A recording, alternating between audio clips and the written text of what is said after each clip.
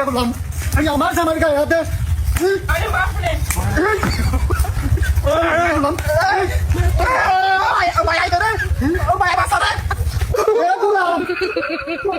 জামাই জামাই ইনা হুনগ আলা বাসে তুললা জান নাগে বেলা হয়ে গেল জামাই বাবা আইতাছি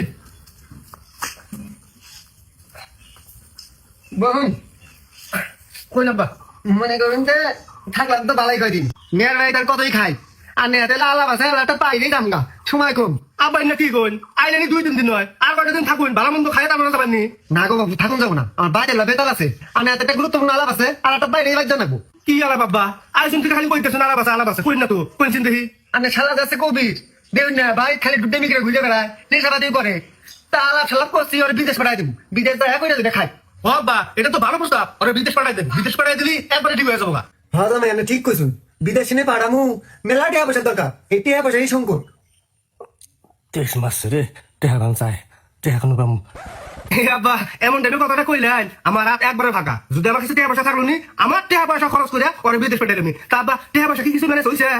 না বাবু এখন পর্যন্ত একটা পয়সা মেনে জানাই ঘরে যে কটা জমা থাকবো তাও নাই তা ভাবতাছি উত্তর পাড়াতে খালি জমিটা আছে না সেই জমিটা বেচালাম আনে যদি সাহস দেন বেশি ডাক তুলে দিই আর নে কি কোন আব্বা এটা তো ভালো বুদ্ধি খালে জমি আবার কিষণ কম হয় বেশি আলাবাইন তা আনো জমি আনো বেশ পাইন আবার কর কি আছে বেশি আলাইন আনে হইলে না আমার একমাত্র জামাই আনের পরামর্শ ছাড়া আমি কোনো কাম করছি এই জন্য আনের কাছে পরামর্শ করলাম আব্বা আর কোনো কথাবার্তা নাই কোনো পরামর্শ নাই জমি খুব তাড়াতাড়ি বেচা নাই দেরি করুন না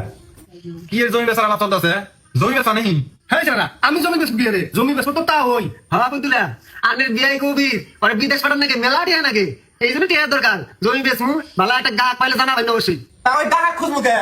গাহাক তো আমরাই আমার জমি কিনে নেই কি করবো না ভালো প্রস্তাব আমি প্রথমে ভাবছিলাম যে জামাই যদি জমিটা নিকাল পায় এটাই খুব ভালো হবো কিন্তু সাহস পাইনি এই তুই যে জমি বেচাস টাকা কোনো পাবি কে আবার পেনশনটা আছে না হে পেনশনটা ব্যাংকে জমি রেখে নেই এই কি এর পেনশনের টাকা আছে রে পেনশনের টাকা ব্যাংকে খাই নাই কে এখন না আছে পেনশনটা ভাঙছো মানে কোন বাংলা কোন খরচ চালা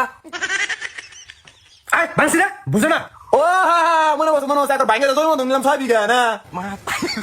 হ্যাঁ ওইটাই তো মনে থাকে না বদমাইশ কোনো খারাপ হ্যাঁ বা জমিটা নেন যায় যেহেতু নয়ন কইতেছে নেন যায় কিন্তু আমরা তো ক্ষতি করা লাগবো আমরা তো যে জমি গুলো বন্ধ করেছি না হিনা আবার ফেরত লাগবো দিয়ে আরো জমি নেন লাগবো হ্যাঁ পেনশনটা নাই তো ওটা আমার ভুলে গেছে পেনশনটা থাকলে তো নগদ নগদ নিয়ে আসবেন, হ্যাঁ। আপনার ওই খাল জমিটা ভালো আছে ভাই খবর টাকা মাটি কাটি মনে করে জমির দাম বলে দেবা ঠিক আছে ভালো আছে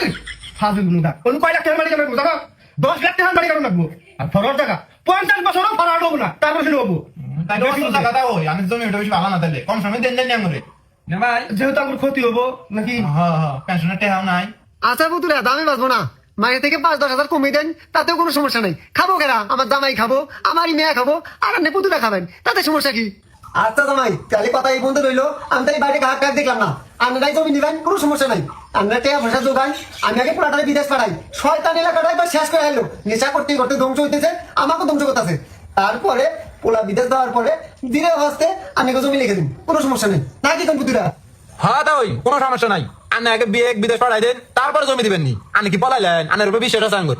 তাহলে জামাই পুতুরা আপনি তাহলে টাকা পয়সা জমায় আমার জন্য খবর দেন আমি আজকে বাইতাম গা থেকে গেলেন নি না পুতুরা আমি বাড়াই ব্রাদার ভাই ওই জমি ভাই 10 বছরের মধ্যে